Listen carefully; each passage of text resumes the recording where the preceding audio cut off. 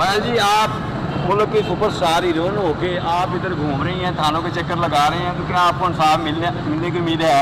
नहीं, मिलने की उम्मीद मुझे नहीं लग रहा कि इंसाफ मिलेगा। जहाँ पे भी जा रहे हैं झूठ का सहारा लेके वो निकल जाता है मिठू जट। अच्छा ਇਹ ਬੜਾ ਵੱਡਾ ਇੱਕ ਫਰਾਡ ਗੈਂਗ ਹੈ। ਹਾਂਜੀ ਹਾਂਜੀ ਆਸਫ ਜੱਟ ਤੇ ਉਹ ਪਾਪਰ ਤੇ ਉਹ ਜਿੰਨੇ ਵੀ ਨੇ ਸਾਰੇ ਇਹ ਝੂਠੇ ਨੇ, ਸਾਰੇ ਫਰਾਡੀਆਂ ਨੇ।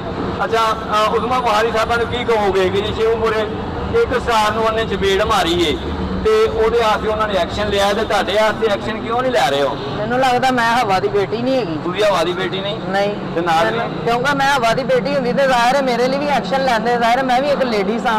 ਇਹ ਐਡਾ ਵੱਡਾ ਜ਼ੁਲਮ ਹੋਇਆ, ਐਡਾ ਵੱਡਾ ਬਲੈਂਡਰ ਹੋਇਆ ਔਰ ਮਰੀਮ ਨਵਾਜ਼ ਦੇ ਸ਼ਹਿਰ ਦੇ ਵਿੱਚ ਹੋਇਆ ਔਰ ਉਸਮਾ ਬੁਹਾਰੀ ਦੇ ਸ਼ਹਿਰ ਦੇ ਵਿੱਚ ਪੰਜਾਬੀ ਥੀਏਟਰ ਵਾਲਿਆਂ ਨੇ ਐਡਾ ਵੱਡਾ ਫਰਾਡ ਕੀਤਾ ਔਰ ਉਤੋਂ ਮਾਰਨ ਦੀਆਂ ਮਤਲਬ ਦੀਆਂ ਧਮਕੀਆਂ ਦੇ ਰਹੇ ਨੇ। ਸਾਡੀ ਅਰਬਾਬ ਅਖਤਿਆਰ ਹੈ ਕਿ ਪੁਰਜ਼ੋਰ ਅਪੀਲ ਕਿ ਇਹ ਵੀ ਹਵਾ ਦੀ ਬੇਟੀ ਹੈ, ਇਹਨੂੰ ਵੀ ਇਨਸਾਫ ਦਿੱਤਾ ਜਾਵੇ।